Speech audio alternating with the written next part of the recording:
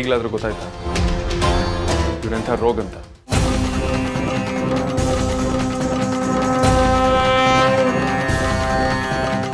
ನಾನು ಹೇಳಿದ್ರೆ ನೀನು ನಾನು ನಂಬ್ತಾನೆ ಇರಲಿಲ್ಲ. ಈಗ ನೀನೇ ಕೇಳಿಸ್ಕೊಳ್ಳೋ ಹಾಗಾಯ್ತಲ್ಲ, ಸಾಕು ನನಗೆ. ಗೌತಮ್, ಇನ್ನು ಮುಂದೆ ನೀನು ಆಟ ಏನೂ ನಡೆಯಲ್ಲ.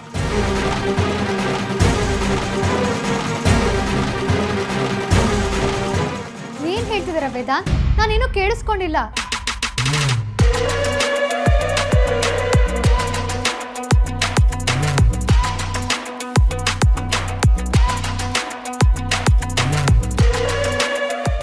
ನಾನು ಈಗಷ್ಟೇ ಬಂದೆ, ಯಾಕೆ ಹಾಗೆಲ್ಲ ಅವ್ರ ಬಗ್ಗೆ ಮಾತಾಡ್ತಿದ್ದೀರಾ? ಓ, ಇವಳು ಕೇಳಿಸ್ಕೊಂಡಿಲ್ವಾ? ವೇದಾಂತ್, ಈಗ ನನ್ನ ಡ್ರಾಮಾ ನೋಡಿ ನೀನು ಸುಸ್ತಾಗೋಗ್ತೀಯ. ವಾಟ್? ನೀನೇನು ಕೇಳಿಸ್ಕೊಳ್ಳಿಲ್ಲ? ಅಮೂಲ್ಯ, ನೀವು ಲೇಟಾಗಿ ಬಂದಿದ್ದೆ ಒಳ್ಳೇದಾಯಿತು.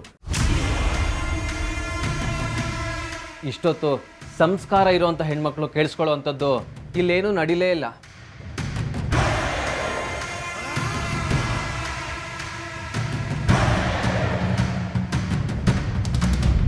ಈ ವೇದಾಂತ್ ಈ ಥರ ಅಂತ ನಾನು ಅನ್ಕೊಂಡಿರ್ಲಿಲ್ಲ. ಗೌತಮ್,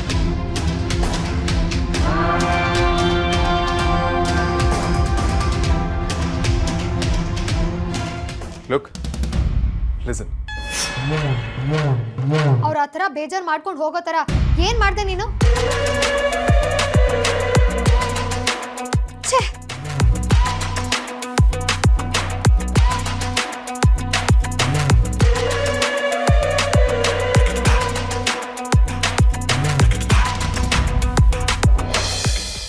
ಗೌತಮ್ ಗೌತಮ್ ಗೌತಮ್, ಪ್ಲೀಸ್ ಬೇಜಾರು ಮಾಡ್ಕೋಬೇಡಿ. ಇವತ್ತು ನಿಮ್ಮ ಬರ್ಡೇ, ನೀವು ತುಂಬ ಸೆನ್ಸಿಟಿವ್ ಅಂತ ನನಗೆ ಗೊತ್ತು. ಪ್ಲೀಸ್ ಅಲ್ಲಿ ಏನು ನಡೀತು ಅಂತ ಹೇಳಿ. ನೀವೆಲ್ಲ ನಾನು ಏನು ಅನ್ಕೊಂಡಿದ್ದೀರಾ? ಚಪ್ಪಲಿ ಕೊಟ್ಟು ಹೊಡೆಸ್ಕೊಳ್ಳೋದು ಅಂದರೆ ಇದೇ ಇರಬೇಕಲ್ವಾ? ನಾನು ಆರ್ತಿ ಮತ್ತು ವಿಕ್ಕಿನ ಒಂದು ಮಾಡೋಣ ಅಂತ ಪ್ರಯತ್ನ ಪಟ್ಟಿದ್ದಕ್ಕೂ ಒಳ್ಳೆ ಮರ್ಯಾದೆ ಕೊಟ್ಟರೆ ಬಿಡಿ. ಪ್ಲೀಸ್ ಗೌತಮ್, ಹಾಗೆಲ್ಲ ಹೇಳಬೇಡಿ. ಇದ್ರಲ್ಲಿ ನನ್ನನ್ನು ಸೇರಿಸ್ಬೇಡಿ. ನಿಮಗೆ ನೋವಾಗಿದೆ, ಅದಕ್ಕೆ ನೀವು ಹೀಗೆ ಮಾತಾಡ್ತಿದ್ದೀರಾ ಅಂತ ನನಗೆ ಅರ್ಥ ಆಗುತ್ತೆ. ಆ ವೇದಾಂತ್ ಏನಂತ ಅಂತ ಹೇಳಿ. ಅದು ನನ್ನ ಬಾಯಲ್ಲಿ ಹೇಳಿಸಿ ನನ್ನ ನಾಲ್ಗಿನೂ ಮೈಲ್ಗೆ ಮಾಡಬೇಡಿ ಅಮೂಲ್ಯ. ಸಂಸ್ಕಾರ ಇರೋರು ಆಡೋ ಮಾತಲ್ಲ ಅದು.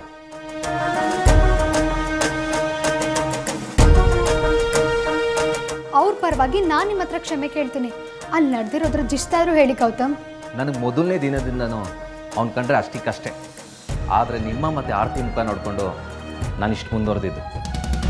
ಅವ್ರ ವಿಚಾರ ಬಿಡಿ, ನನಗೆ ಗೊತ್ತಿರೋದೆ. ಅವ್ರೇನು ಹೇಳಿದ್ರು ಅದನ್ನು ಹೇಳಿ. ಇನ್ನೇನು ಹೇಳ್ತಾನೆ? ನಾನು ಇನ್ನು ಆರ್ತಿನ ಇಷ್ಟಪಡ್ತಿದ್ದೀನಂತೆ, ಮದುವೆ ಮಾಡ್ಸೋಕೆ ಒಪ್ಕೊಂಡು ಮೋಸ ಮಾಡ್ತಾ ಇದ್ದೀನಂತೆ.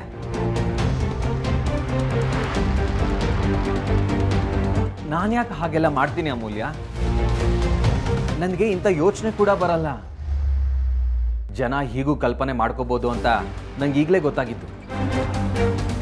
ನಾನು ವಿಕ್ಕಿ ಮತ್ತು ಆರ್ತಿ ಮಧ್ಯೆ ಬ್ರಿಡ್ಜ್ ಆಗಕ್ಕೆ ನೋಡ್ತೀನಿ ಹೊರತು ಬಾಂಬ್ ಹಾಕಕ್ಕಲ್ಲ.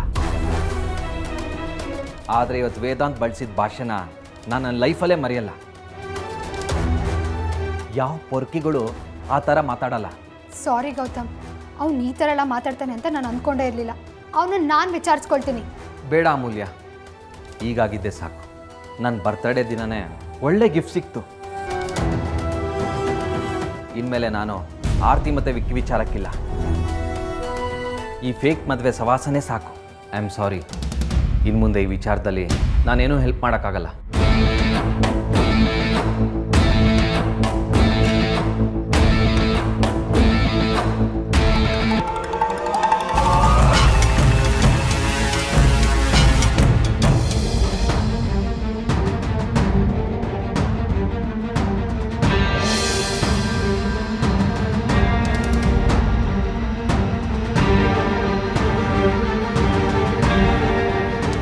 ಗೌತಮ್ ಜೊತೆ ಇಲ್ಲೇನು ನಡೀತು? ಏನು ಮಾಡಿದೆ ನೀನು? Mind your tongue. ಇದು ಆಫೀಸ್. ನೀನು ತಾನು ಅಂತ ಮಾತಾಡಿದ್ರೆ ಚೆನ್ನಾಗಿರೋದಿಲ್ಲ. ಸಾಕು ಸುಮ್ಮನಿರಯ್ಯ. ಅಷ್ಟಕ್ಕೂ ನೀ ನನಗೆ ರೆಸ್ಪೆಕ್ಟ್ ಕೊಡ್ತೀಯಾ? ಅಲ್ಲಿ ನಮ್ಮ ಅಕ್ಕ ಲೈಫ್ ಹಾಳಾಗ್ತಿದೆ, ಇವನಿಗೆ ಆಫೀಸ್ ಅಂತೆ ಬಾಸ್ ಅಂತೆ. ಮೊದಲು ನಾನು ಕೇಳಿದ್ದಕ್ಕೆ ಉತ್ತರ ಕೊಡು. ಯಾಕೆ ಹೀಗೆ ಮಾಡಿದೆ? ಅದನ್ನು ಕೇಳೋದಕ್ಕೆ ಈ ರೀತಿ ನುಗ್ಬೇಕಿತ್ತ? Okay, let me explain. ಏನು ಎಕ್ಸ್ಪ್ಲೈನ್ ಮಾಡೋದು ನೀನು? ನನಗೆಲ್ಲ ಅರ್ಥ ಆಗಿದೆ. ಗೌತಮ್ ಫ್ರಾಡ? ಅವ್ರು ನಮ್ಮ ಅಕ್ಕನ ಮದುವೆ ಆಗ್ತಾನಾ? ಯಾಕೆ ಹಿಂಗೆ ಮೆಂಟ್ಲು ಥರ ಆಡ್ತಿದ್ಯಾ? ಪೂರ್ತಿ ತಲೆ ಕೆಟ್ಟು ಹೋಗಿದ್ಯಾ ನಿಂಗೆ? ನೋಡು, ಸುಮ್ಮನೆ ಬಾಯಿ ಬಂದಂಗೆಲ್ಲ ಮಾತಾಡ ನೀನು. ಯೋ, ಅದನ್ನ ಮಾಡಿದ್ದು ನೀನು. ಗೌತಮ್ ನಿಮ್ಮ ತಮ್ಮಂಗೋಸ್ಕರ, ನಮ್ಮ ಫ್ಯಾಮಿಲಿಗೋಸ್ಕರ ಅವಮಾನ ಮಾಡಿಸ್ಕೊಳ್ಳೋದಕ್ಕೂ ರೆಡಿ ಇದ್ದಾರೆ. ಹೋಗಿ ಹೋಗಿ ಅಂತ ಒಳ್ಳೆ ಮನುಷ್ಯನ ಬಗ್ಗೆ ಕೆಟ್ಟದಾಗಿ ಮಾತಾಡ್ತೀಯಲ್ಲ, ನಿನಗೆ ನಾಚಿಕೆ ಆಗಲ್ವಾ? ನೀನು ವಿಷಯ ಗೊತ್ತಿಲ್ಲದೆ ಮಾತಾಡ್ತಿದ್ಯಾ?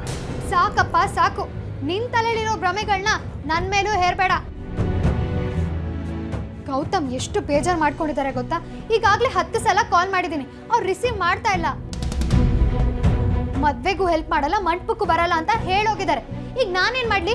ನೀನು ಮಾಡಬೇಕಾಗಿರೋದು ಒಂದೇ ಒಂದು ಕೆಲಸ. Have some patience. ಅವನ ನಿಜವಾದ ಬಣ್ಣ ಏನು ಅಂತ ನಾನು ಹೇಳ್ತೀನಿ. ಅಪ್ಪ ತಂದೆ ಸುಮ್ಮನಿದ್ ಬಿಡು, ಏನು ಮಾತಾಡ್ಬೇಡ. ನಿನಗೆ ಹುಡುಗಿರಂದ್ರೆ ಆಗಲ್ಲ ಅಂತ ಗೊತ್ತಿದೆ, ಆದ್ರೆ ಜಗತ್ತಲ್ಲಿರೋ ಅಪರೂಪದ ಒಳ್ಳೆ ಮನುಷ್ಯರು ಕಂಡ್ರು ನಿಂಗೆ ಆಗಲ್ಲ ಅಂತ ಇವತ್ತೇ ಗೊತ್ತಾಗಿದ್ದು. ಏಯ್, ಯಾಕೆ ಲೂಸ್ ಥರ ಮಾತಾಡ್ತಿದ್ಯಾ? ಅವನಿಗೆ ಏನಂತ ಹೇಳಲ್ಲ ಗೊತ್ತಾ? Shut up.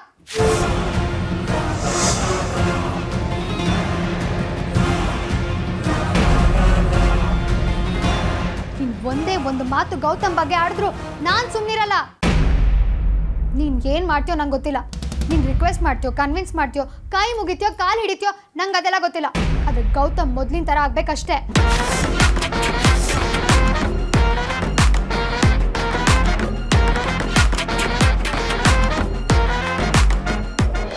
ನಾನು ಅವಾಗಿಂದ ನೋಡ್ತಾನೆ ಇದ್ದೀನಿ. ಸುಮ್ಮನೆ ಇದ್ದೀನಿ ಅಂತ ಮನ್ಸಿಗೆ ಬಂದಂಗೆಲ್ಲ ಮಾತಾಡ್ತಿದ್ಯಾ? ಯಾಕೆ ಹೇಳು? ನೀನ್ ತಪ್ಪು ಮಾಡಿದ್ಯಾ, ಅದಕ್ಕೆ ಸುಮ್ಮನಿದ್ಯಾ? ಅದು ನಿನ್ನ ಭ್ರಮೆ. ನೀನು ನನಗೆ ಇಷ್ಟೊಂದು ಡಿಸ್ರೆಸ್ಪೆಕ್ಟ್ಫುಲ್ ಆಗಿ ಮಾತಾಡ್ತಿರೋ, ನಾನು ಯಾಕೆ ಸುಮ್ಮನೆ ಇದ್ದೀನಿ ಹೇಳು? ವಿಕ್ರಾಂತ್ಗೋಸ್ಕರ.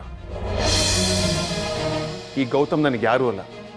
ಹಾಗಿರುವಾಗ ನಾನು ಯಾಕೆ ಅವನ ಬಗ್ಗೆ ಇಲ್ಲ ಸಲ್ಲದೆಲ್ಲ ಹೇಳ್ತೀನಿ? ಯಾರಿಗೊತ್ತು? ಅದನ್ನ ನೀನೇ ಹೇಳಬೇಕು. ನೋಡು, ನಿನಗೆ ನನ್ನ ಕಂಡ್ರೆ ಆಗೋದಿಲ್ಲ. ಕೋಪ ಅನ್ನೋ ಒಂದೇ ಒಂದು ಕಾರಣ ಇಟ್ಕೊಂಡು ಗೌತಮ್ ಪರ ಸಪೋರ್ಟ್ ಮಾಡ್ಕೊಂಡು ನಿಂತ್ಕೋಬೇಡ.